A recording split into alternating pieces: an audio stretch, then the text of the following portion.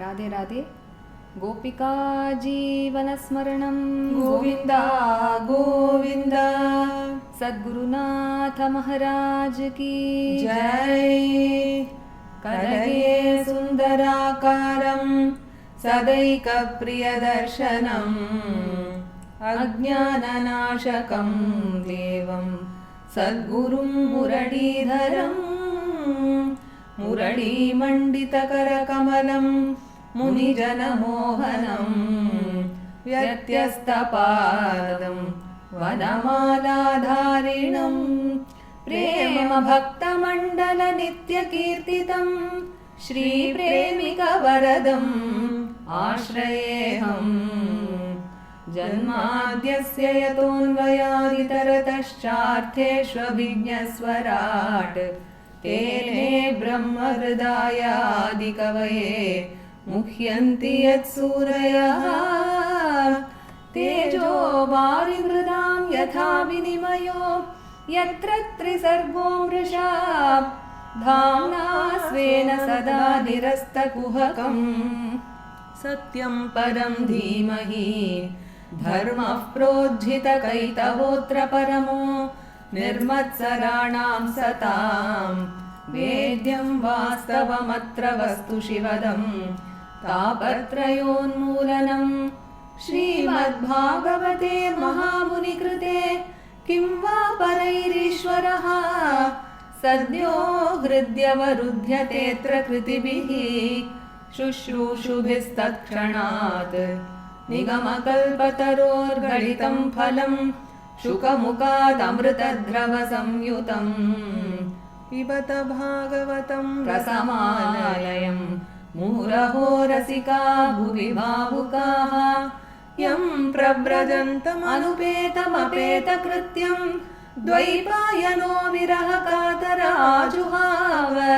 पुत्रेति तन्मयतया तरवोऽभिनेदुः तं सर्वभूतहृदयं मुनिमानतोऽस्मि यस्वानुभावमखिल श्रुतिसारमेकम् अध्यात्मदीपम् अतितितीर्षतां तमोऽन्धम् संसारिणां करुणयाः पुराणगुह्यं तं व्याससूनुमुपयामि गुरुं मुनीनां नारायणं नमस्कृत्य नरं चैव नरोत्तमं देवीं सरस्वतीं व्यासं ततो जयमुदीरयेत्।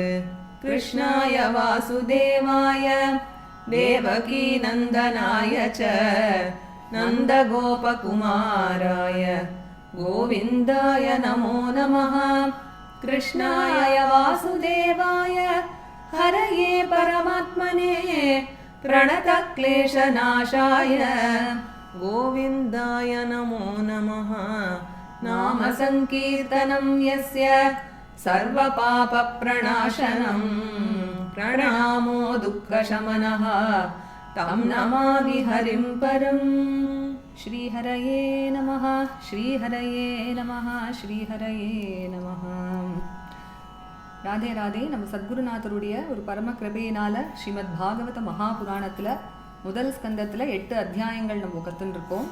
8வது அத்தியாயத்தில் உத்திரையோட கர்ப்பத்தில் இருந்த அந்த குழந்தைய பகவான் எப்படி காப்பாற்றினான் அப்படிங்கிறதையும் குந்தி தேவி எப்படி ஸ்துதி பண்ணா அப்படிங்கிறதையும் பார்த்தோம். அப்போ பகவான் இப்போ ஹஸ்தினாபுரத்திலேயே தங்கின்னு இருக்கான். யுதிஷ்டர் ஒரு பெரிய ஒரு சோகத்தில் இருக்கார் அப்படிங்கிறத பார்த்தோம். நிறைய வதங்கள்லாம் யுத்தத்தில் பண்ணிட்டோம் அப்படிங்கிறதுனால இப்போ பகவானுடைய சங்கல்பம் அவர் போய் பீஷ்மாச்சாரியாரை தரிசனம் பண்ணணும் அப்படிங்கிறது நம்ம பார்த்தோம் 8வது அத்தியாயத்தில். அப்போது இந்த 9வது அத்தியாயத்தில் சூத பௌராணிகர் சொல்ல ஆரம்பிக்கிறார், இந்த மாதிரி இதி பீதா பிரஜா துரோகாத்து அப்படின்னு இந்த மகாபாரத யுத்தத்தில் இவ்வளோ பேரை வதம் பண்ணிட்டோமே அப்படிங்கிற ஒரு பயத்தினால அவருக்கு என்ன பண்ணுறார் அப்படின்னா வினசனம் பிராகாத்து அப்படின்னு. வினசனம் அப்படின்னா குருக்ஷேத்திரத்துக்கு இன்னொரு பெயர். அந்த குருக்ஷேத்திரத்துக்கு கிளம்பி போறாராம் யுதிஷ்டர். எதற்கு அப்படின்னா எத்திர தேவவிரதோ அப்பதத்து அப்படின்னு பீஷ்மாச்சாரியாருக்கு இன்னொரு பெயர் தேவவிரதன் அப்படின்னு ஒரு பெயர். அந்த பீஷ்மாச்சாரியாரை தரிசனம் பண்ணுறதுக்காக யுதிஷ்டர் போகிறார். அப்போ உடனே எல்லா பாண்டவர்களும் யுதிஷ்டரோட கிளம்பி போகிறா. வியாசர் தௌமியர் போன்ற ரிஷிகளும் கிளம்பி வரா. பகவான் ஸ்ரீ கிருஷ்ணனும் அர்ஜுனனோட ஒரு ரதத்தில் கிளம்பி வரார். அப்போ எல்லாருமே அங்கே போய் அங்கே குருக்ஷேத்திரத்தில் போய் பார்த்தா பீஷ்மர் எப்படி இருந்தார் அப்படின்னு சொல்கிறது பாகவதம். திவஷ்சுதம் இவாமரம் அப்படின்னு தேவலோகத்திலேருந்து ஒரு தேவன் கீழே விழுந்திருந்தா எப்படி இருக்குமோ அப்படி இருக்காராம். அவ்வளவு தேஜஸ்வியா இருக்கார். ஷரதல்பத்துல படுத்துன்னு இருக்காராம் பீஷ்மாச்சாரியர். இப்போ ஷரதல்பம் அப்படின்னா என்னன்னா அம்பு படுக்கை அப்படின்னு அர்த்தம். அப்போ அம்பால ஒரு படுக்கை பண்ணிட்டு அதுல படுத்துக்கல அப்படின்னு நம்ம சுவாமிகள் சொல்லுவார். என்ன அப்படின்னா அவர் யுத்தத்துல அப்படி பல அன்புகள் வந்து அவர் உடம்ப தொலைச்சிருக்கு. அவர் அப்படியே போய் அந்த யுத்த கடத்துல படுத்துட்டாராம். அதுவே ஒரு ஷரதல்பமா அமைஞ்சு கொடுத்து பீஷ்மாச்சாரியாளுக்கு. அப்படி எல்லாரும் போய் அந்த பீஷ்மரை அப்படி நமஸ்காரம் பண்றா. பகவான் ஸ்ரீ கிருஷ்ணனும் நமஸ்காரம் பண்றார். அப்போ கிருஷ்ணர் பீஷ்மரை பார்க்க வந்திருக்கார் அப்படின்னு தெரிஞ்சதுமே அடுத்த க்ஷணமே அங்க எல்லா பிரம்ம ரிஷிகள், தேவ ரிஷிகள், ராஜ ரிஷிகள் எல்லாரும் கூடிட்டாளாம். இப்போ யாரெல்லாம் வந்திருந்தா அப்படின்னு சொல்றார். நாரதர், தௌமியர், பரத்வாஜர், பரசுராமர், வசிஷ்டர், அப்படி எல்லா ரிஷிகளும் அவ சிஷ்யர்களோட கூடி அங்க வராளாம். பிரம்மராதாதையோ அமலாகா அப்படின்னு ஸ்ரீ சுகரும் அங்க இருந்தார் அப்படின்னு சொல்றது பாகவதம். அப்ப எல்லாரும் வந்து பீஷ்மருக்கு அப்படி நமஸ்காரம் பண்றா. அப்போ பீஷ்மர் பார்க்கறார், இத்தனை மகாத்மாக்கள் நம்மளை பார்க்க வந்திருக்காளே அப்படிங்கிறதுனால பீஷ்மர் எல்லாருக்கும் எழுந்து நமஸ்காரம் பண்ண முடியல. அதனால கையை கூப்பி எல்லாருக்கும் நமஸ்காரம் பண்ணி வாக்காலையும் மனசாலையும் எல்லாரையும் பூஜை பண்ணாராம். பகவான் ஸ்ரீ கிருஷ்ணனுக்கும் அப்படி பூஜை பண்றார். உடனே பாண்டவர்கள்லாம் இப்போ என்ன பண்றா அப்படின்னா பீஷ்மருக்கு பக்கத்துல போய் உட்காந்துக்கிறாளாம். உடனே பீஷ்மருக்கு பாண்டவாளை பார்த்ததும் அப்படியே ஹிருதயத்துல அத்தகைய ஒரு அன்பு பொங்கறது. கண்கள்லாம் அப்படியே கண்ணீர் வருது. பார்வை வந்து மறைக்கிறது. அவர் யுதிஷ்டரை பார்த்து பீஷ்மர் இப்போ பேச ஆரம்பிக்கிறார். அஹோ கஷ்டம் அஹோ அந்நியாயம் அப்படிங்கிறார். என்ன ஒரு துரதிருஷ்ட காலம் இது, எத்தகைய ஒரு அந்நியாயம், நீங்கள்லாம் அப்படி வாழ்க்கையில இவ்வளவு கஷ்டப்பட்டேளே அப்படின்னு சொல்றாரு. ஏன் அப்படின்னா விப்ரதர்ம அச்சுதாஸ்ரயாகா அப்படின்னு நீங்க வாழ்நாள் முழுவதுமே அப்படி பிராமணர்களையும் தர்மத்தையும் பகவான் ஸ்ரீ கிருஷ்ணனையுமே ஆசிரியிச்சுட்டு இருந்த உங்களுக்கு இவ்வளவு கஷ்டங்கள் வரணுமா வாழ்க்கையில? அதுவும் குந்தி தேவி நீங்கள்லாம் குழந்தையா இருக்கும்பொழுது பாண்டு மகாராஜா இறந்து போயிட்டார். அதுக்கப்புறம் தன்னந்தனியா இருந்து உங்களெல்லாம் வளர்க்கறதுக்கு அவ எவ்வளோ கஷ்டப்பட்டா தெரியுமா? இப்படி நீங்கள்லாம் கஷ்டப்பட்டேள் அப்படின்னா நான் என்னன்னு அதுக்கு என்ன காரணம் அப்படின்னு சொல்றது? சர்வம் காலகிருத்தம் மன்யே அப்படிங்கிறார். இந்த காலத்தினுடைய கோலம்னு சொல்லுவோமே, அதை தவிர இதுக்கு வேற எதுவும் காரணம் இல்லை அப்படின்னு சொல்றார். அதுக்கு ஒரு உதாரணம் சொல்றார். வாயோரிவ கனாவலிகி அப்படின்னு ஒரு வாயு, அதாவது ஒரு காற்று வேகமாக அடிக்கும் பொழுது மேகக்கூட்டங்கள்லாம் எப்படி அந்த காற்றோட சேர்ந்து எந்த திக்கில் போகிறதோ போகுமோ, அது மாதிரி இந்த காலம் அப்படிங்கிறதுல இந்த உலகத்தில் ஒத்தர் விடாமல் எல்லாருமே இந்த காலத்துக்கு அடிபணிஞ்சு தான் ஆகணும் அப்படிங்கிறத எடுத்து சொல்கிறார். அப்போது சாமானிய ஜனங்கள்லாம் வந்து லோகத்தில் கஷ்டப்பட்டா அப்படின்னா புரிஞ்சுக்க முடியும். ஆனால் நீங்கள்லாம் எப்பேற்பட்டவர்கள் தெரியுமா? யுதிஷ்டா நீ யாரு அப்படின்னா எத்திர தர்மசுதோ ராஜா அப்படின்னு சொல்கிறார். சாக்ஷாத் தர்ம தேவத்தையோட ஒரு குழந்தை நீ. பீமனை பார்த்து சொல்றார் கதாபாணிர் விருக்கோதரஹா அப்படின்னு, கதையை கையில வச்சுட்டு அப்பேற்பட்ட கதாயுத்த வீரன் இல்லையா நீ? அர்ஜுனனை பார்த்து சொல்றார் கிருஷ்ணோ அஸ்திரி அப்படிங்கிறார். இந்த இடத்துல கிருஷ்ணஹா அப்படிங்கிற பதம் அர்ஜுனனை குறிக்கும். நீ காண்டீவங்கிற வில்ல ஏந்தினவன் இல்லையா நீ? எப்பேற்பட்ட வீரன், எல்லாத்துக்கும் மேல சுஹ்ருத் கிருஷ்ணஹா அப்படிங்கிறார். உங்களுக்கு பகவான் ஸ்ரீ கிருஷ்ணனே உங்களுடைய நண்பன். அப்படி இருந்த போதிலும் நீங்கள் எல்லாரும் இப்படி கஷ்டப்பட்டிருக்கேள் அப்படின்னா அதுக்கு காலம்தான் அதுக்கு ஒரே பதில் அப்படின்னு சொல்லி இந்த கிருஷ்ணனை காமிச்சு சொல்றாராம். இந்த கிருஷ்ணனுடைய சங்கல்பம் இது என்ன அப்படிங்கிறது நம்மளால புரிஞ்சுக்கவே முடியாது. மகான்கள் ரிஷிகள் அவள்லாம் பகவானுடைய சங்கல்பத்தை புரிஞ்சுக்கணும் அப்படின்னு ஆசைப்பட்டவாள்லாம் குழம்பிதான் நிற்கிறாளே தவிர அதை யாராலையும் புரிஞ்சுக்கவே முடியாது அப்படின்னு சொல்லி அதனால யுதிஷ்டர்கிட்ட சொல்றார் தஸ்மாதிதம் தெய்வ தந்திரம் அப்படின்னு சொல்றார். அதனால நீ என்ன பண்ணு யுதிஷ்டரா, இதெல்லாம் வந்து ஒரு தெய்வாதீனமாக நடந்த விஷயங்கள் அப்படிங்கிறதாக நீ எடுத்துட்டு இப்போ உனக்கு கிடச்சிருக்கு இல்லையா திரும்பவும் இந்த ராஜ்யம், அதை நீ தர்மமாக ராஜ்யம் பரிபாலனம் பண்ணிட்டே வா, பிரஜைகளெல்லாம் நீ காப்பாத்து, பகவான் ஸ்ரீ கிருஷ்ணன் உன்னை எப்படி வழி நடத்துகிறானோ அதுபடி நீ ராஜ்யம் பண்ணு அப்படின்னு யுதிஷ்டர் இடத்துல எடுத்து சொல்கிறார். அதுக்கப்புறம் கிருஷ்ணனை பார்த்து காமிச்சு சொல்கிறாராம், இவன் யார் தெரியுமா யுதிஷ்டரா? ஏஷவை பகவான் சாக்ஷாத் ஆத்யோ நாராயண புமான் அப்படிங்கிற ஆதிபுருஷனான சாக்ஷாத் ஸ்ரீமன் நாராயணனே இவன் தான். ஆனால் எல்லா மகிமைகளையும் மறைச்சுண்டு கூடஹா சரதி விஷ்ணிஷுன்னு நம்மளுக்குள்ள அப்படி ஒருத்தனா நம்மளோட சஞ்சாரம் பண்ணிட்டு இருக்கானே தவிர மோகயன் மாயையா லோகம் அப்படிங்கிறார். அப்படியே லோகத்தையே மாயையால் மோகம் அடையும்படி பண்ணி அவனை புரிஞ்சுக்கவே முடியாதபடி பண்ணிட்டு நம்மளுக்குள்ள ஒருத்தரா இருக்கானே தவிர அவன் பகவான் சாக்ஷாத் நாராயணன்.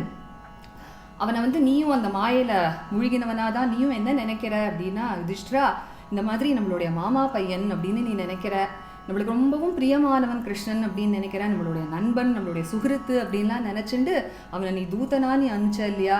அது மட்டும் இல்லை அர்ஜுனனுக்கு சாரத்தியாக இருக்கும்படி பண்ணிண்ட, பார்த்த சாரத்தியாக அவனை நீ ஆக்கிண்ட. அப்போ இதெல்லாமே அவனுடைய மாயையோடைய ஒரு காரணம் தான். யாரையும் தன்னை புரிஞ்சுக்க முடியாதபடி அவன் தான் அப்படி பண்ணுறான் அப்படின்னு சொல்லி, அப்போ யாரால் அவனை புரிஞ்சுக்க முடியும் அப்படின்னா சாக்ஷாத் பரமசிவன் அல்லது நாரத மகரிஷி அல்லது கபில பகவான் இவர்களால் தானே அவனை புரிஞ்சுக்க முடியும் அப்படின்னு சொல்கிறார். சொல்லிட்டு அப்போ யுதிஷ்டர் மனசில் நினச்சிக்கிறாராம், வாஸ்தவம் தான், நான் கிருஷ்ணன் அந்த மாதிரி தூதனா அமைச்சேன், பார்த்த சாரதியாலாம் நான் அவனை பேரோட்ட வச்சேன். ஆனால் கிருஷ்ணனாவது சொல்லியிருக்கலாமே நம்மளிடத்துல, இந்த மாதிரி நான் பகவான் இல்லையா யுதிஷ்டரா, என்ன இந்த மாதிரி காரியங்கள்லாம் நீ சொல்லக்கூடாதுன்னு பகவான் சொல்லியிருக்கலாமேன்னு அப்படி மனசுல யுதிஷ்டர் நினைச்சுக்கிறாராம். உடனே அதுக்கு பதில் சொல்றாப்புல பீஷ்மாச்சாரியார் சொல்றார், சர்வாத்மனஹா சமதிருஷா அத்வயஸ்ய அனஹங்கிருதேஹே அப்படின்னு. பகவான் யாரு அப்படின்னா சர்வாத்மனஹா, எல்லாருக்குள்ளேயும் இருக்கிற ஆத்மஸ்வரூபம் அவன்தானே. அதனால அவனுக்கு பேத திருஷ்டிங்கிறதே கிடையாது, எல்லா இடத்துலையும் சமதிருஷ்டி தான். அது மட்டும் இல்லை, அத்வயஸ்ய அப்படின்னு அவனை தவிர இன்னொரு பொருளே இல்லை, அவன் எல்லாரையும் தானாகத்தான் பார்க்கறான். அதனால அகங்காரமும் அவனுக்கு கிடையாது. அதனால இந்த காரியம் செய்யத்தக்கதுன்னோ இது செய்யத்தகாததுன்னோ அவன் எதையுமே நினைக்கிறது இல்லை யுதிஷ்டரா. அதனால அவன் நீ சொன்னதெல்லாம் பண்ணியிருக்கான். ஆனாலும் பகவான் சமதிருஷ்டி உள்ளவனா இருந்த போதிலும் பஷ்ய பூப அனுகம்பிதம் ஏகாந்த பக்தேஷு அப்படிங்கிற, எவ்வளவு இருந்தாலும் சரி, ஆனால் பக்தர்கள் இடத்துல அவனுக்கு எத்தகைய ஒரு கருணை பார்த்தியா, ஏகாந்த பக்தர்கள் இடத்துல. ஏன் அப்படின்னா, இப்போ நான் என்னுடைய சரீரத்தை நான் தியாகம் பண்ண போறேன் அப்படிங்கிறது தெரிஞ்சதும் இப்படி என் எதிரில் தரிசனம் கொடுக்கறதுக்காக இப்படி நிற்கிறான் பார்த்தியா, அதுதான் என்னுடைய கருணை அப்படின்னு சொல்லி என்ன சொல்லியிருக்கு சாஸ்திரங்கள்லாம் அப்படின்னா, ஒரு யோகி மனசை நன்னா பகவான் இடத்துல லைக்க பண்ணி அப்படி நாமங்கள் அவனுடைய நாமங்களை சொல்லிண்டே அவன் உயிரை விட்டான் அப்படின்னா கிருஷ்ணனுடைய கலக்கரான்னு சொல்லியிருக்கு இல்லையா. அதனால இப்போ கிருஷ்ணன் நான் என்னோட உயிரை விடுற வரைக்கும் இந்த இடத்துல காத்துண்டு நிற்கட்டும் அப்படின்னு சொல்கிறார். தர்ஷனம் கொடுத்துட்டே அவன் நிற்கட்டும், நான் என்னுடைய சரீர தியாகம் பண்ணுற வரைக்கும் அப்படின்னு சொல்கிறார். ஏன் அப்படின்னா அவர் உத்தராயண புண்ணிய காலத்தை காத்துன்னு இருக்காராம் பீஷ்மாச்சாரியார். அதனால அது வரைக்கும் இங்கே கிருஷ்ணன் எனக்கு தர்ஷனம் கொடுத்துட்டே நிற்கட்டும். எப்படி இருக்கு அவனுடைய தர்ஷனம் அப்படின்னா, அப்படி அழகாக சதுர்புஜத்தோடு நிற்கிறான் பகவான். அவனுடைய கண்கள்லாம் அப்படி அழகான சிவந்த தாமரை போல இருக்குது, அவனுடைய முகாரவிந்தம் அவ்வளோ அழகாக இருக்குது. அதனால அவன் இந்த இடத்துல இப்படி தர்ஷனம் கொடுத்துட்டே காத்துன்னு இருக்கட்டும் அப்படின்னு சொல்கிறார். அப்போ பீஷ்மர் இப்போ தன்னுடைய சரீரத்தை தியாகம் பண்ண போறார் அப்படிங்கிறது தெரிஞ்சதுமே யுதிஷ்டர் என்ன பண்றார் அப்படின்னா, அப்போ தர்மங்களெல்லாம் கேட்டு தெரிஞ்சுக்கணும் அப்படிங்கிறதுக்காக தானே வந்திருக்கார். அதனால எல்லா தர்மங்களையும் கேட்குறாராம் யுதிஷ்டர். அப்போ உடனே பீஷ்மர் ரொம்ப ஆசையா எல்லா தர்மங்களையும் எடுத்து சொல்றாராம். எல்லாரும் கடைப்பிடிக்க வேண்டிய வர்ணாசிரம தர்மங்கள், அப்புறம் பிரவருத்தி தர்மம், நிவர்த்தி தர்மம், அப்புறம் தான தர்மம், ராஜ தர்மம், மோட்ச தர்மம், ஸ்திரீ தர்மம், பகவத் தர்மம் அப்படின்னு எல்லாத்தையும் எடுத்து அப்படியே வர்ஷிக்கிறாராம். அது மட்டும் இல்லை, 4 புருஷார்த்தங்கள்னு சொல்லக்கூடிய தர்மம், அர்த்தம், காமம், மோட்சம் இதெல்லாம் எப்படி அடையணும் அப்படிங்கிற உபாயங்கள்லாம் எடுத்து சொல்றார். இதெல்லாம் அப்படி விஸ்தாரமாக எடுத்து சொல்கிறாராம். அப்படி இதிகாச புராணங்கள்லேருந்தெல்லாம் மேற்கோள்லாம் காமிச்சு அப்படி அழகாக ஒரு உபன்யாசம் மாதிரி பண்ணுறாராம். இப்போ ஷரதல்பத்தில் அம்பு படுக்கையில் இருந்துட்டு அப்படி உற்சாகமாக பேச முடியுமா அப்படின்னா தர்மங்களை எடுத்து சொல்கிறதுல அவ்வளோ ஆசையாம் பீஷ்மாச்சாரியாளுக்கு. அப்போது அப்படி சொல்லிகிட்டே இருக்கும்பொழுது இந்த ஒரு தருணத்தில் தான் விஷ்ணு சஹஸ்ரநாமத்தையும் நம்மளுக்கு அனுகிரகம் பண்ணுறார் பீஷ்மாச்சாரியார். அப்படி யுதிஷ்டரோட ஒரு சம்வாத ரூபத்தில் அமைஞ்சிருக்கு இந்த விஷ்ணு சஹஸ்ரநாமம். சாக்ஷாத் எதிர்த்தாப்புல அப்படி கிருஷ்ணனை பார்த்துட்டே அவனுக்கு அர்ப்பணம் பண்ணது தான் அந்த 1000 நாமங்கள், நம்ம தினமும் சொல்லக்கூடிய அந்த விஷ்ணு சஹஸ்ரநாமம். இப்படி தர்மங்களெல்லாம் சொல்லிகிட்டே வந்த பீஷ்மாச்சாரியார் இப்போ என்ன ஆகுதுன்னா, அவர் காத்துன்னு இருந்த அந்த உத்தராயண புண்ணிய காலமும் வந்துடுத்து. எதற்காக உத்தராயணத்துக்காக காத்துன்னு இருக்கார் அப்படின்னா, சூரியனுடைய கதியானது வடக்கு திசையை நோக்கி திரும்புகிற காலம். அதனால அது ரொம்பவும் ஒரு புண்ணியமான காலம். அந்த ஒரு காலத்தில் உயிரை விடுறவா அப்படிங்கிறவா ஒளிமயமான பாதையில் போய் மேல் லோகங்களை அடையிறா அப்படிங்கிறதுனால அதற்காக காத்துன்னு இருக்காராம். ஏன்னா சந்த மிருத்யு அப்படின்னு பேர் யோகிகளுக்கெல்லாம். ஸ்வச்சந்த மிருத்யு, அதாவது அவள் எப்போ நினைக்கிறாளோ அந்த சமயத்தில் அவளால் சரீரத்தை விட முடியும். அதனால அந்த ஒரு காலம் வந்ததும் இப்போ சரீர தியாகம் பண்ணணும் அப்படின்னு நினைக்கிறார். இதில் என்ன ஒரு பெரிய ஆச்சரியம் அப்படின்னா, நம்மளுடைய குருநாதருடைய கிருபையினால நம்ம இன்னைக்கு இந்த உத்தராயண புண்ணிய காலம் பிறக்கிற அன்னைக்கே இந்த அத்தியாயத்தை நம்ம கற்றுக்கிறாப்பில் அமைஞ்சிருக்கிறதுங்கிறது குருநாதருடைய பரம கிருபை, ஒரு பெரிய ஆச்சரியம் அதுதான். அதனால அவர் ஸ்வச்சந்தமாக அந்த தேகத்தை தியாகம் பண்ணுறார். இப்போ உத்தராயண புண்ணிய காலம் வந்துடுத்துங்கிறதுனால என்ன பண்ணுறாருன்னா, பீஷ்மர் இப்போ பேச்செல்லாம் அடக்கிட்டாராம். பேசுறதை நிறுத்திட்டார், வாக்கை அடக்கி அவரோட மனசையும் அடக்கி எல்லா இந்திரியங்களையும் அப்படி அடக்கி எதிர்த்தாப்புல அப்படி தர்ஷனம் கொடுத்து நிற்கிறான் இல்லையா. ஜிலுஜிலுன்னு பீதாம்பரம் கட்டிண்டு சதுர்புஜனா அவ கிருஷ்ணன் நிற்கிறானாம். அதனால அமீலித திருக் வியதாரயத்து அப்படிங்கிறார். எல்லாருமே கண்களை மூடிதானே தியானம் பண்ணுவா. ஆனால் பீஷ்மாச்சாரியார் இப்போ கண்களை நன்னா திறந்துண்டு எதிர்த்தாப்புல தெரியக்கூடிய அந்த கிருஷ்ணன் அழகாக தியானம் பண்ணுறாராம்.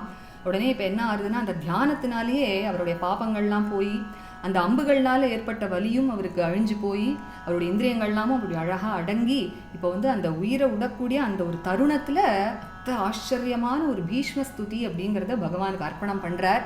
11 ஸ்லோகங்கள் கொண்டது இந்த பீஷ்மஸ்துதி. 10 இந்திரியங்கள் மனது அப்படிங்கிறதையும் சேர்த்து 11ஐயும் அப்படி ஸ்லோக ரூபமாக பகவானுக்கு அர்ப்பணம் பண்ணுறார். இந்த ஆச்சரியமான ஒரு பீஷ்மஸ்துதியை நம்ம அடுத்த செஷனில், அதாவது நாளைக்கு நம்ம அனுபவிப்போம் அர்த்தத்தோடு சேர்த்து. அவ்வளோ அழகான ஒரு ஸ்தோத்திரம். இன்றைக்கு நம்ம இந்த 31 ஸ்லோகங்கள் இப்போ நம்ம அர்த்தம் பார்த்தோம் இல்லையா, அது வரைக்கும் நம்ம இன்னைக்கு இந்த செஷனில் நம்ம கற்றுக்கலாம். ராதே ராதே. गोपिका जीवनस्मरणं गोविन्द गोविन्द सद्गुरुनाथ महाराज की जय। सूत उवाच सूत उवाच इति भीतः प्रजाद्रोहात् इति भीतः प्रजाद्रोहात् इति भीतः प्रजाद्रोहात् सर्वधर्मविवित्सया सर्वधर्मविवित्सया सर्वधर्मविवित्सया ततो विनशनं प्रागात् ततो विनशनं प्रागात् ततो विनशनं प्रागात् यत्र देवव्रतो अपतत् यत्र देवव्रतोपतत् यत्र देवव्रतोपतत् तदा ते भ्रातरः सर्वे तदा ते भ्रातरः सर्वे तदा ते भ्रातरः सर्वे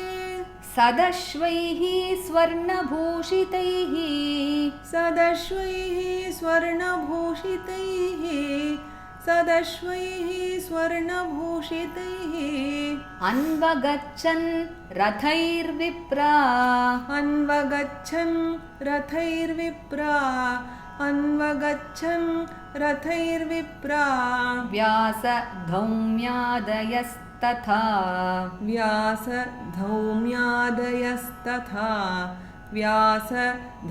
व्यासधौम्यादयस्तथा भगवानपि विप्रर्षे भगवानपि विप्रर्षे भगवान् अपि विप्रर्षे रथेन स धनञ्जयः रथेन स धनञ्जयः रथेन स धनञ्जयः स तैः व्यरोचत नृपः सतैर्व्यरोचत नृपः सतैर्व्यरोचत नृपः कुबेर इव गुह्यकैः कुबेर इव गुह्यकैः कुबेर इव गुह्यकैः दृष्ट्वा निपतितं भूमौ दृष्ट्वा निपतितं भूमौ दृष्ट्वा निपतितं भूमौ दिवश्च्युतम् इवामरम्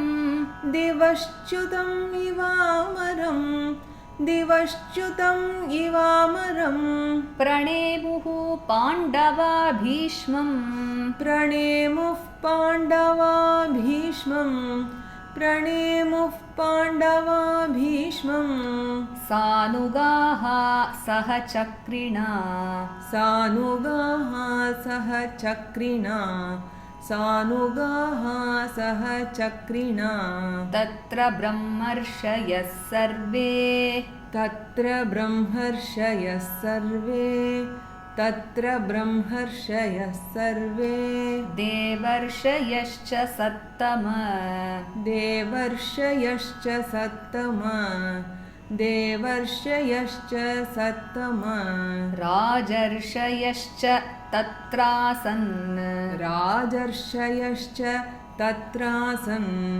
राजर्षयश्च तत्रासन् द्रष्टुं भरतपुङ्गवम् द्रष्टुं भरतपुङ्गवम् द्रष्टुं भरतपुङ्गवम् पर्वतो नारदो धौम्यो पर्वतो नारदो धौम्यो पर्वतो नारदो धौम्यो भगवान् बादरायणः भगवान् बादरायणः भगवान् बादरायणः बृहदश्वो भरद्वाजः बृहदश्वो भरद्वाजः बृहदश्वो भरद्वाजः सशिष्यो रेणुकासुतः सशिष्यो रेणुकासुतः सशिष्यो रेणुकासुतः वसिष्ठ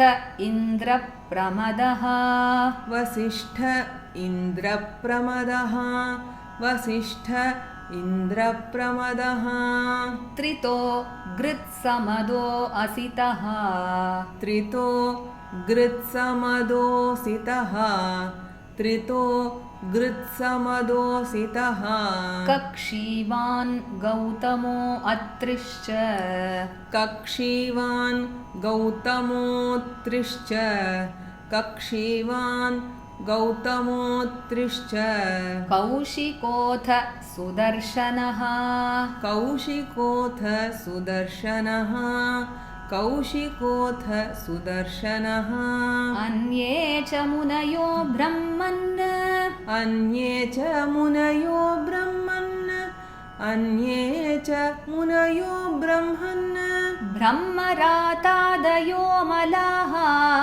ब्रह्मरातादयो मलाः ब्रह्मरातादयो मलाः शिष्यैरुपेता आजग्मुः शिष्यैरुपेता आजग्मुः शिष्यैरुपेता आजग्मुः कश्यपाङ्गिरसादयः कश्यपाङ्गिरसादयः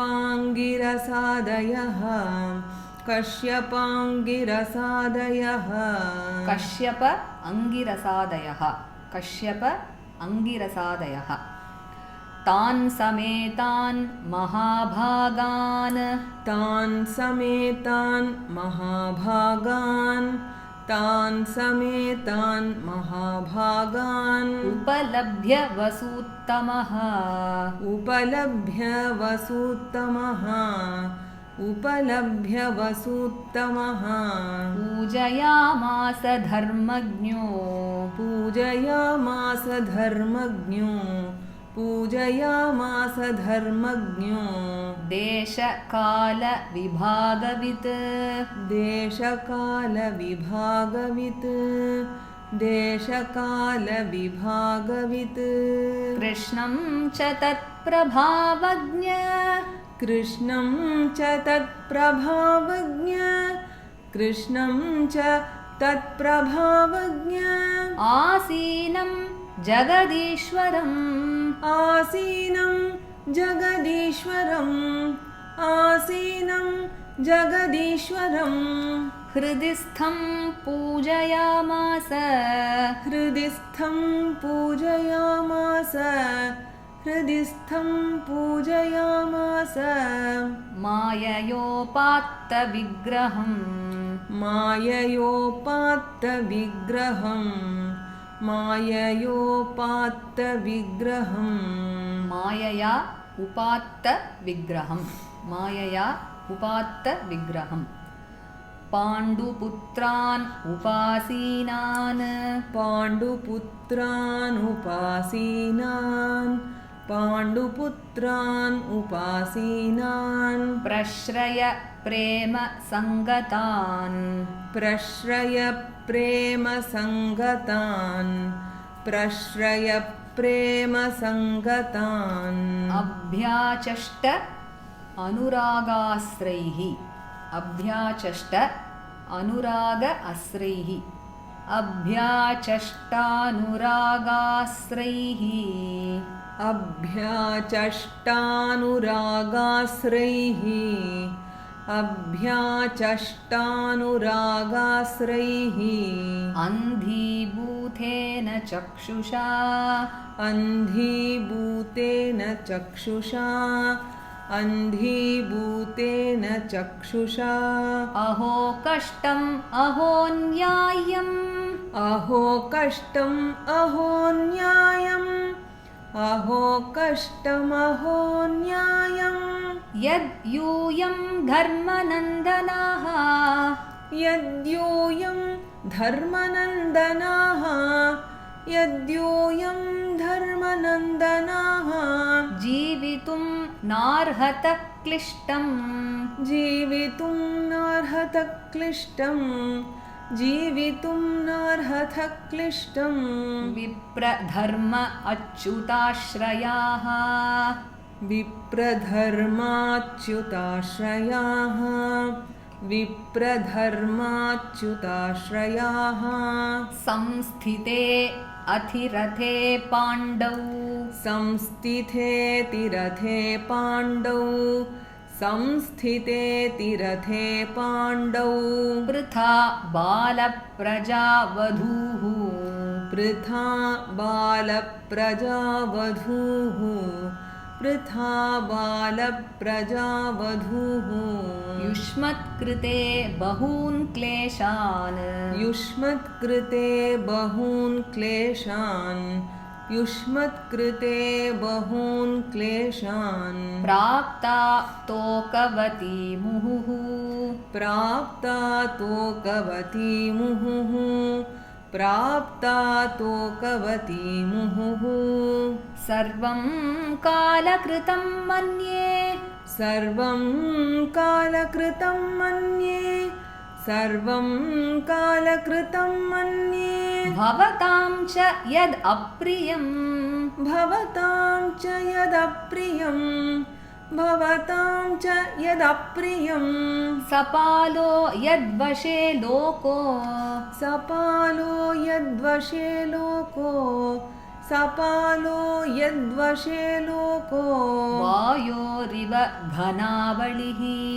वायोरिव घनावलिः वायोरिव घनावलिः यत्र धर्मसुतो राजा यत्र धर्मसुतो राजा यत्र धर्मसुतो राजा गदापाणिः वृकोदरः गदापाणिर्वृकोदरः गदापाणिर्वृकोदरः कृष्णोऽस्त्री गाण्डिवं चापं कृष्णोऽस्त्री गाण्डिवं चापं कृष्णोऽस्त्री गाण्डिवं चापं सुहृत् कृष्णः ततो विपत् सुहृत् कृष्णः ततो विपत् सुहृत् कृष्णः ततो विपत् न ह्यस्य कर्हिचिद् राजन् न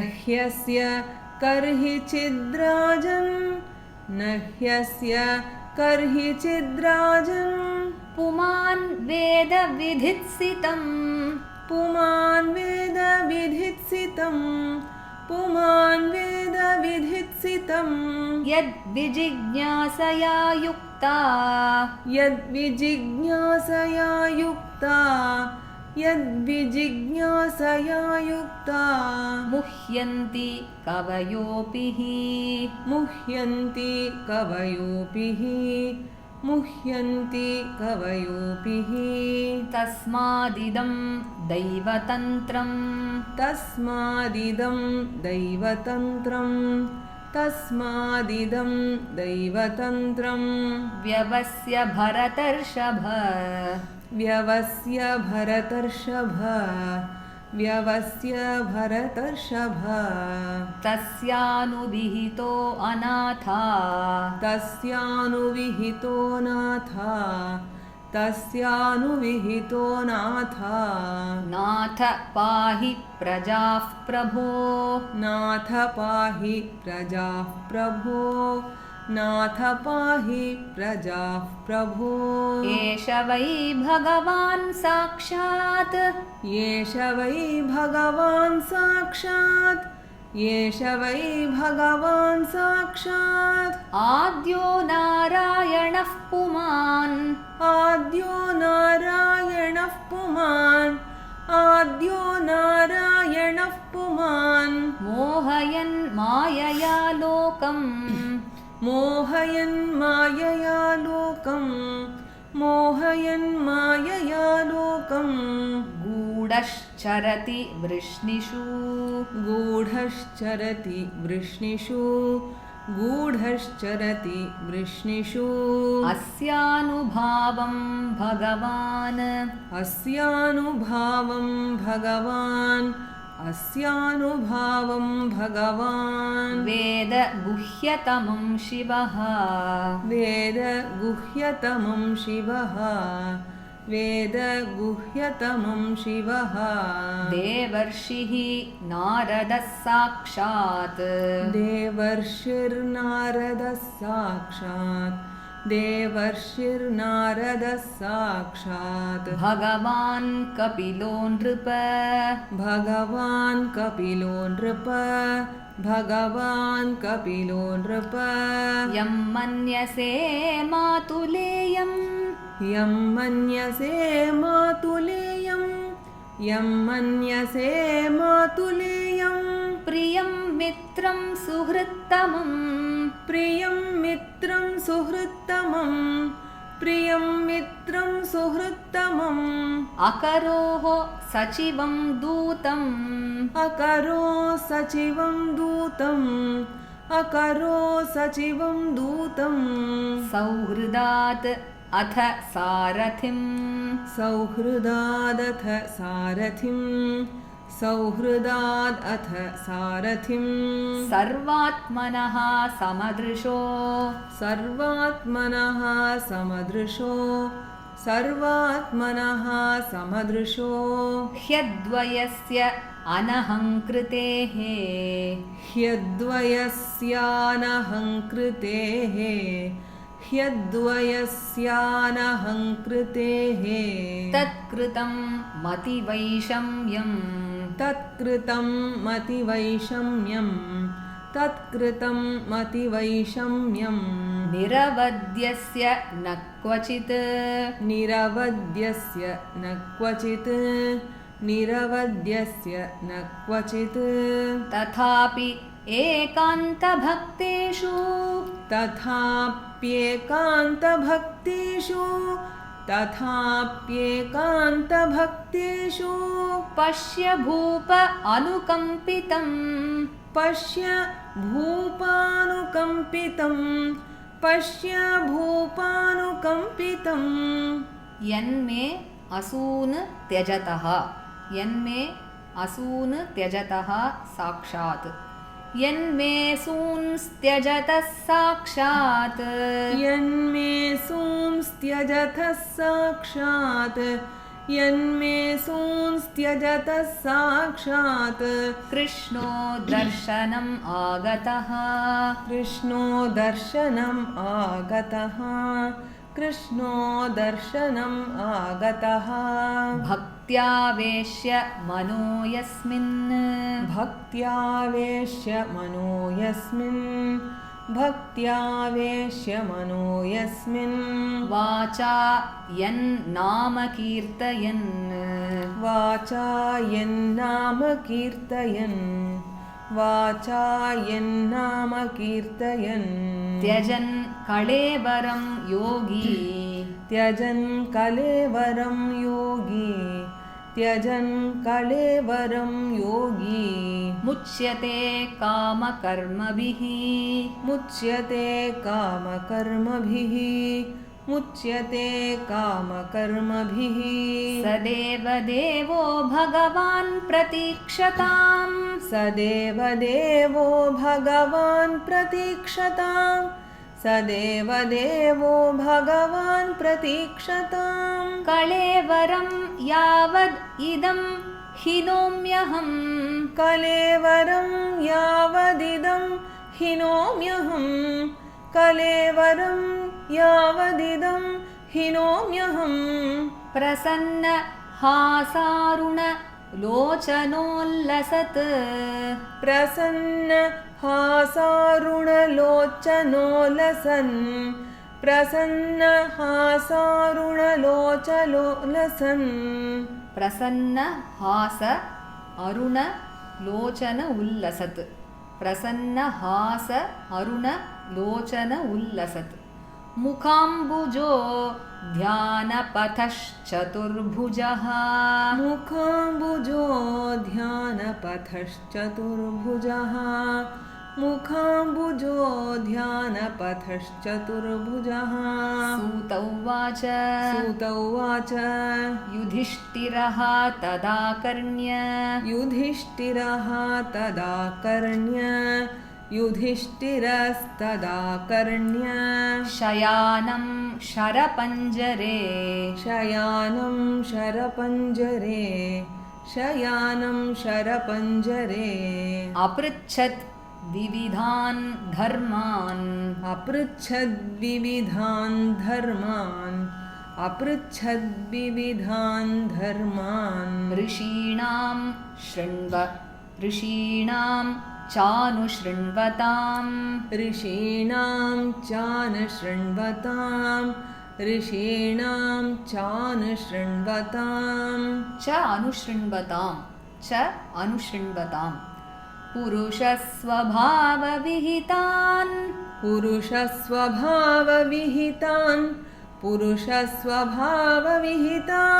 यथा वर्णं यथाश्रमम्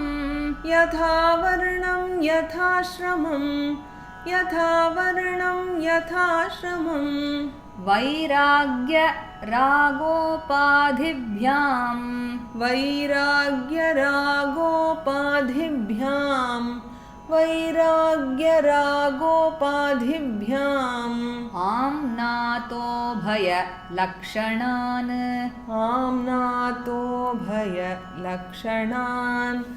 आम्नातो भयलक्षणान् वैराग्य राग उपाधिभ्याम् आम्नात उभयलक्षणान् दानधर्मान्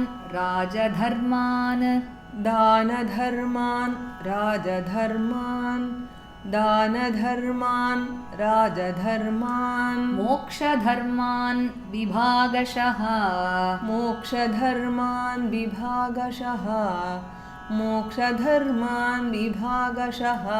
स्त्रीधर्मान्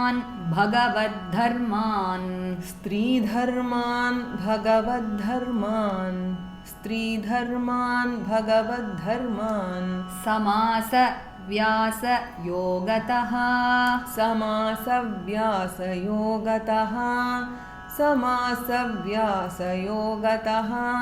धर्मार्थकाममोक्षांश्च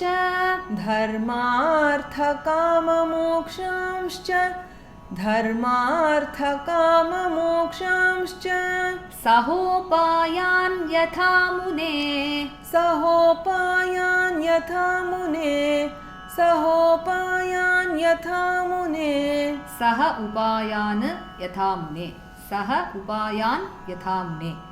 नानाख्यानेतिहासेषु नाना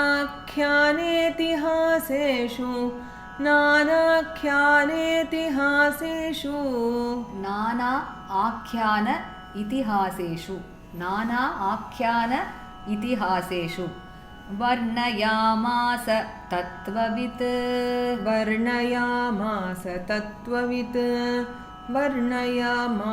तत्त्ववित् धर्मं प्रवदतः तस्य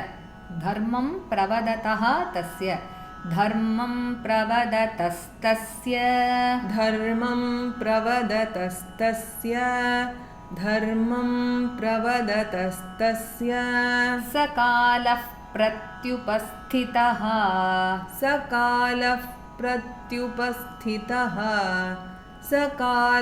प्रत्युपस्थितः यो योगिनः छन्दमृत्योः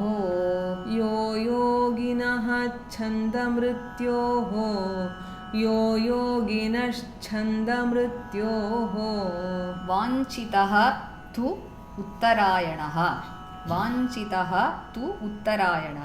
वाञ्छितस्तूत्तरायणः तदा उपसंहृत्य गिरः सहस्रणीः तदोपसंहृत्य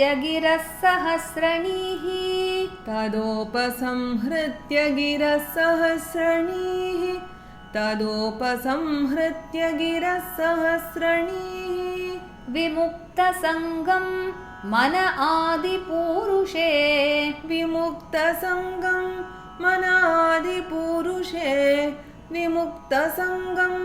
मन आदिपूरुषे कृष्णे लसत् लसत्पीतपटे चतुर्भुजे कृष्णे लसत्पीतपटे चतुर्भुजे कृष्णे लसत्पीतपटे चतुर्भुजे पुरस्थिते अमीलितदृक् व्यधारयत् पुरस्थिते अमीलितदृक् व्यधारयत् पुरस्थिते मीलितदृग्व्यधारयत् पुरस्थिते मीलितदृग्व्यधारयत् पुरस्थिते मीलितदृग्व्यधारयत् विशुद्धया धारणया हताशुभः विशुद्धया धारणया हताशुभः विशुद्धया धारणया हताशुभः तद् ईक्षया एव आशु गत आयुधव्यतः तद् ईक्षया एव आशु गत आयुधव्यतः तदीक्षयैवाशु गतायुधव्यथः तदीक्षयैवाशु गतायुधव्यथः तदीक्षयैवाशु गतायुधव्यथः निवृत्त सर्वेन्द्रियवृत्तिविभ्रमः निवृत्त सर्वेन्द्रियवृत्तिविभ्रमः निवृत्त सर्वेन्द्रियवृत्तिविभ्रमः तुष्टावजन्यं विसृजन् जनार्दनम् तुष्टावजन्यं विसृजन् जनार्दनम् तुष्टावजन्यं विसृजन् ஜனார்தனம். இப்போ இந்த ஸ்லோகங்களை நம்ம எல்லாரும் சேர்ந்து ஒரு தரம் பாராயணம் பண்ணலாம்.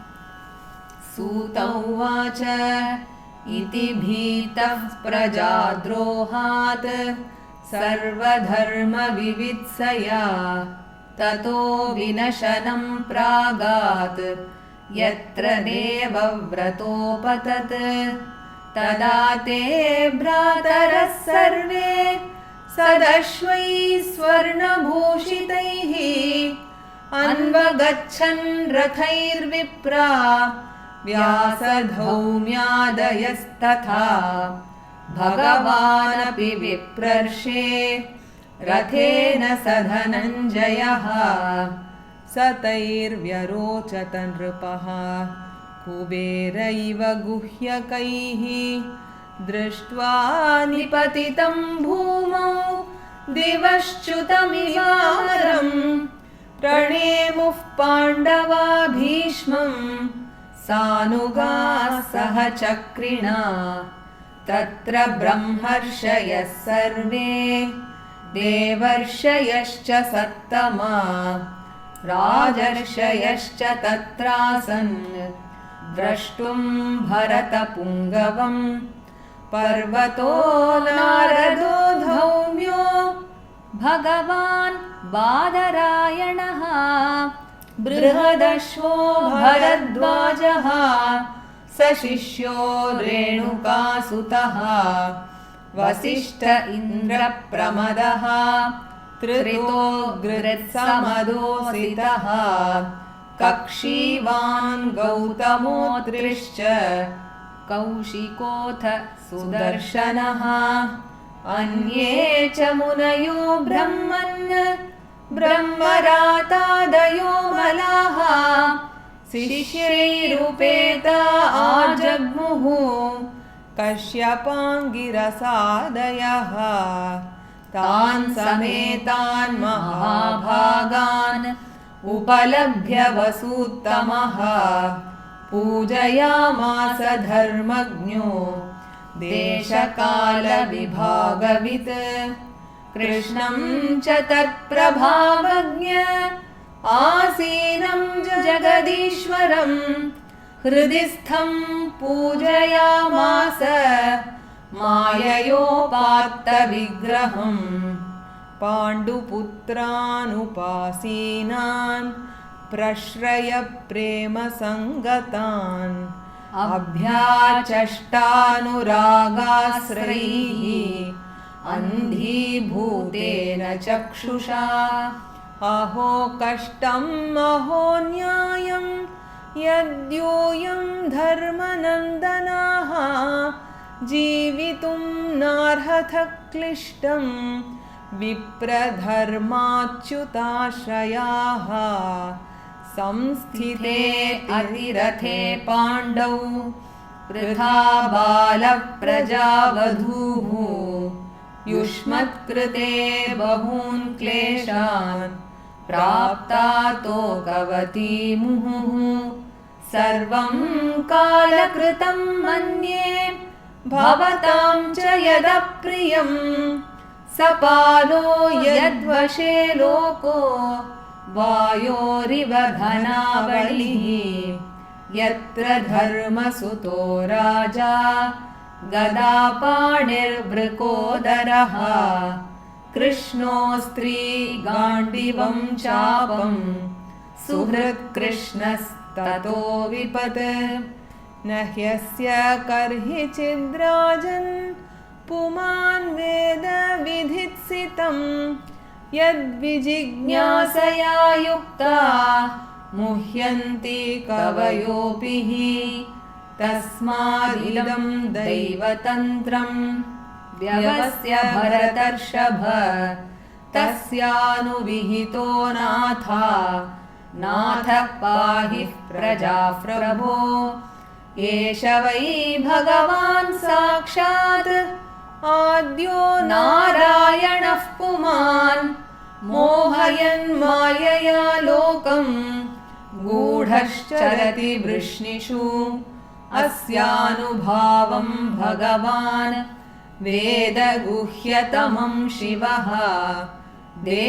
देवर्षिर्नारदः साक्षात् भगवान् कपिलो नृप यं मन्यसे मातुलेयं प्रियं मित्रं सुहृत्तमम् अकरो सचिवं दूतं सौहृदात् अथ सारथिं सर्वात्मनः समदृशो ह्यद्वयस्यानहङ्कृतेः तत्कृतं मतिवैषम्यं निरवध्यस्य न क्वचित् तथाप्येकान्तभक्तेषु पश्य भूपानुकम्पितं यन्मे सूंस्त्यजतः साक्षात् कृष्णो दर्शनमागतः भक्त्यावेश्य मनो यस्मिन् वाचा यन्नाम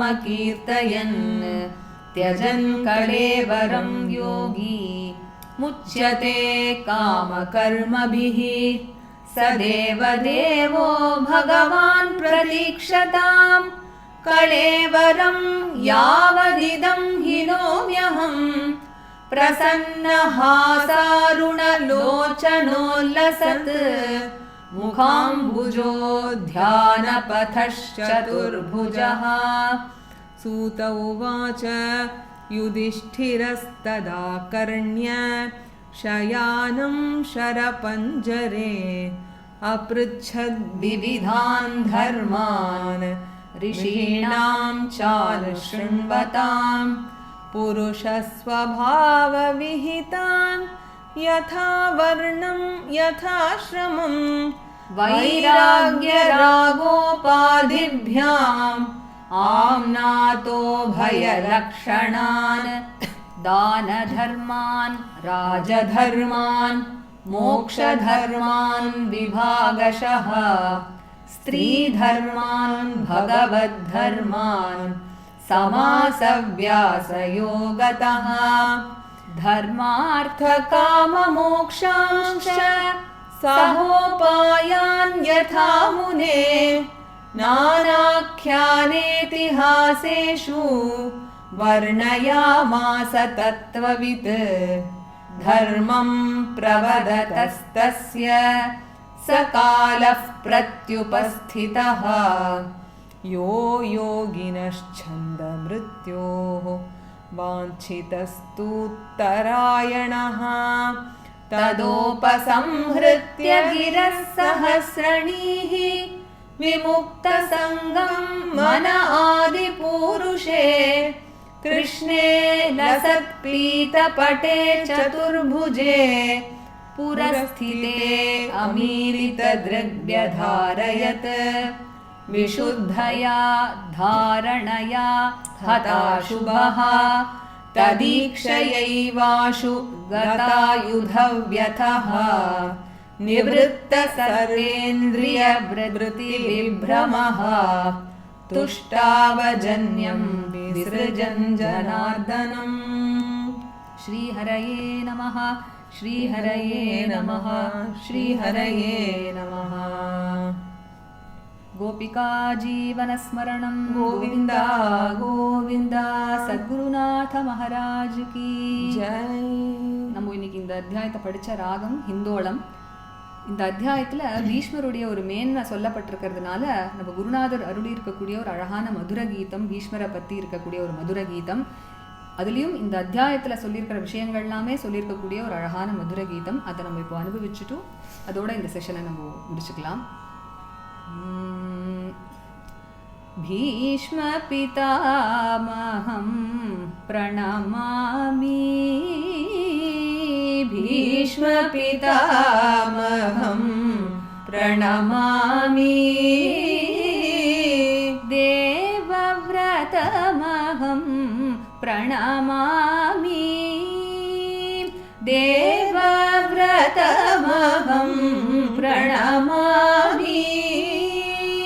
भीष्म पितामहं प्रणमामि।